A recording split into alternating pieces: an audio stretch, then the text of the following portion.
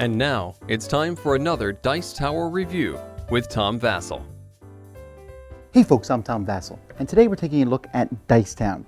Now you say, Vasel, have you reviewed Dice Town before? And the answer is yes. I took a look at it back in 2009, but that is a while ago, and this is a new version. This version has some minor changes, which I'm not going to touch on in this video. I'm going to do a video comparing the two, so you can look at that if you already own the old one. If you don't own the old one, who cares? They're essentially the same, minor differences, and I'm going to go over this one as if you've never heard of it before. Because, folks, I'm just going to spoil it right now.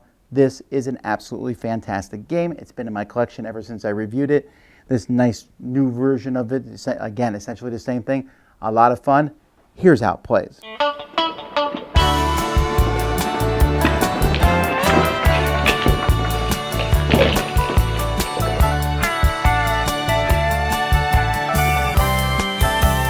All right, folks, in this game, you're trying to get the most points. You're going to get points from gold nuggets. Gold nuggets are a point each at the end of the game. You're going to get points from cash. Each $2 is worth a point at the end of the game. There are many different property cards in the game that are worth 1 to 5 points if you have them in your hand at the end of the game. The sheriff card is worth 5 points at the end of the game. And there's cards in the general store. Many of the cards here are special abilities, but some of them are worth points. 2, 5, and 8 points at the end of the game. Each round of the game is going to go like the same. And by the way, the game ends when all the gold nuggets are gone or when all the property cards are gone.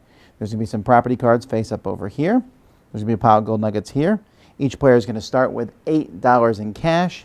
You're going to have a little bit of cash in the bank to start with, and the game starts. So players have 5 dice. You'll have these the whole game. These dice have pokers on the hands on the side of them. So you have aces, kings, queens, jacks, the 10 of hearts, and the 9 of spades. You're going to put these dice in your cup each round of the game. You're going to shake this up. You're going to bang it on the table, and you're going to secretly look at it.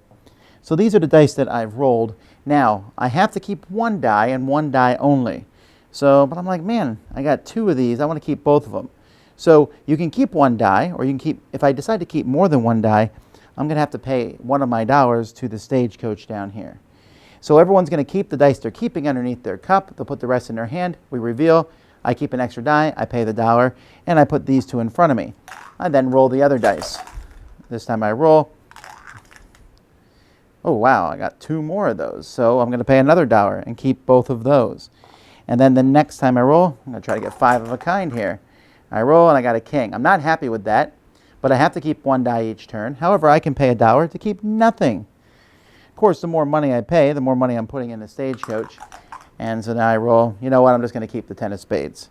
Now, once one player has kept all their dice, and you can do that. You could do it on the first roll if you wanted to. You'd have to pay $4 to do so, to keep your initial roll, because you have to keep 1 die, and you pay $1 for each other die you keep.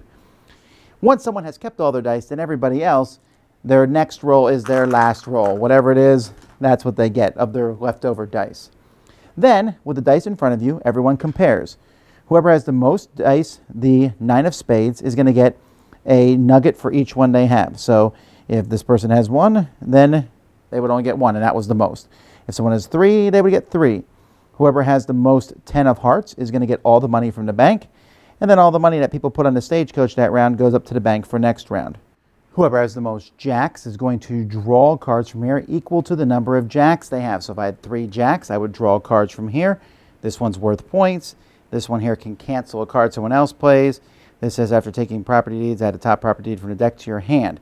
So some of these you'll keep for later. Some are points. There will be a few that say play immediately. You pick which ones you will keep and discard the rest. On the very first turn of the game, the very first turn, whoever does this gets to do it twice.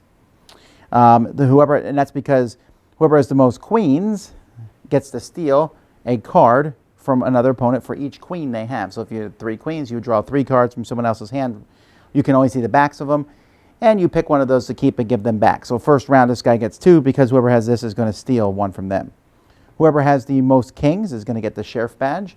The sheriff badge, as I mentioned, is worth 5 points at the end of the game, but more importantly, it breaks ties. Anytime there's a tie for anything, the sheriff decides who wins the tie. If the sheriff is one of the tied people, it's probably them. Otherwise, you can do whatever you want. I can be like, Sheriff, I'll give you $2 if you let me win a tie. Or Sheriff, I'll give you some gold nuggets. It's up to you. Then, whoever has the most aces, that doesn't really matter. because at this point, when we get to the town hall, we check poker hands.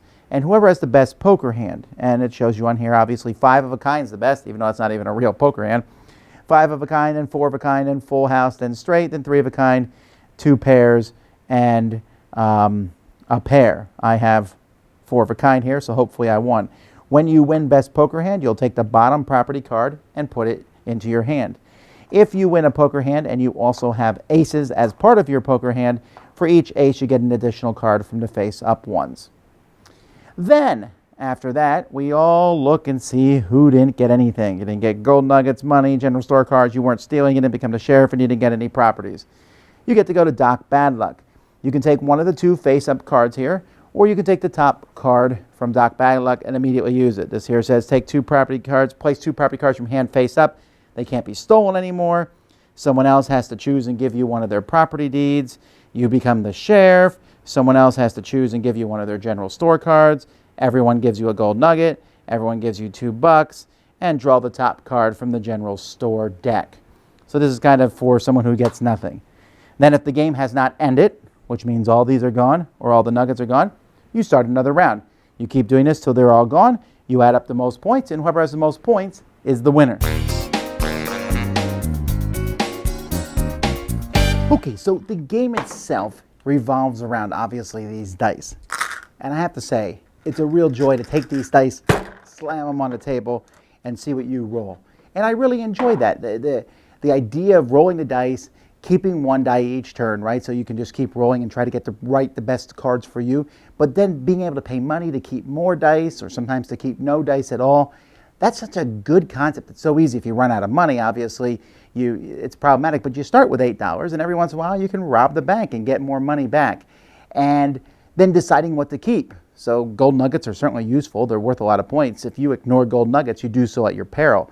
Robbing the bank obviously gives you money, which is points, but even more importantly, lets you manipulate your dice during the game. Taking cards from the general store, there's a horse there worth 8 points. Of course, once someone knows you have that horse, then everyone just steals it back and forth. And the stealing cards, which is a negative thing, but the stealing cards kind of evens the game out. And again, if you don't want someone to steal cards from you, take more queens than everybody else.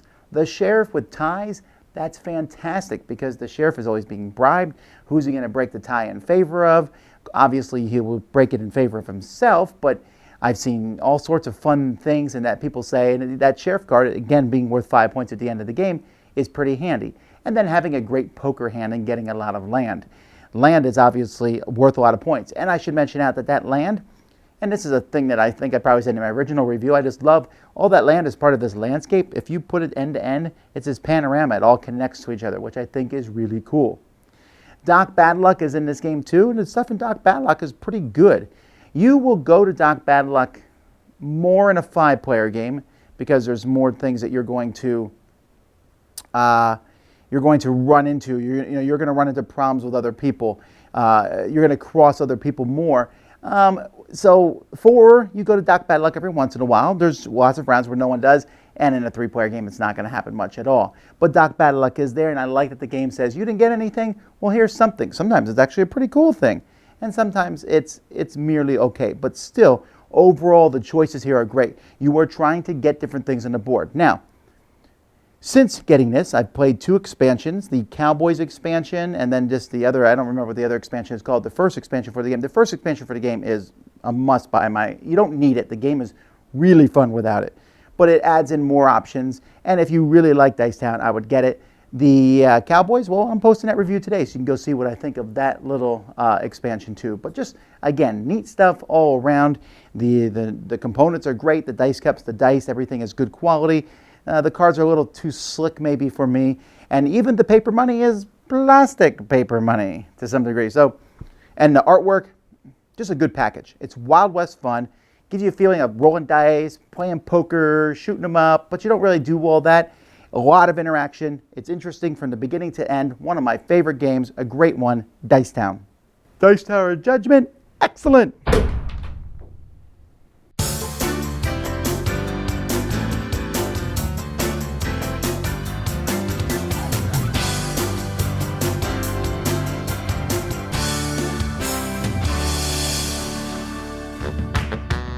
Thanks so much for watching the Dice Tower videos. Find more great videos and reviews, as well as our top-rated audio podcast at Dicetower.com.